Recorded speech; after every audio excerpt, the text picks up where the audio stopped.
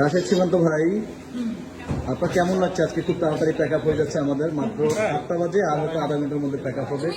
How do you feel? আমি reel বানাচ্ছি। Reel বানাচ্ছ?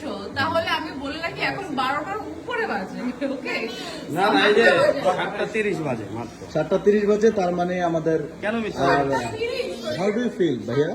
সরি, মানে এই যে এত তাড়াতাড়ি প্যাক আপ হচ্ছে, আপনার কেমন লাগছে? আমার সমস্যা হচ্ছে রাত 12টার পরে আমি কথা বুঝি না। এখন কয়টা বাজে? আমি আমি কথা বুঝতেছি না কেন? বুঝি না। আমি সন্ধ্যা 7টার পর থেকে কথা বুঝি না। আচ্ছা, আমি 12টার পরে। মেয়েটি বুঝি না। দুপুর থেকে খাইতেই আছে।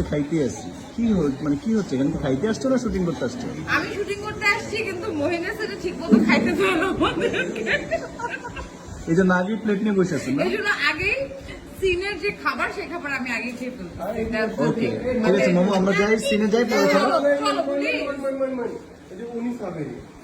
উনি সামনে আলো, উনি সাবেরি। আপু, আপনি কাঁদছেন কেন? কেন আপনার এত কষ্ট? আমি সিনে। উনি হচ্ছে মানে আমাদের এই যে রাত 12টার সময় ক্লান্ত হচ্ছি না, অন্যতম কারণ হচ্ছে উনি। এত শান্ত মানুষ কিভাবে হয়? উনি শাহেদ শাহরিয়ার, উনিও কান্না করছে। তাহলে আমরা সিনে যাই নাকি? চলেন যাই।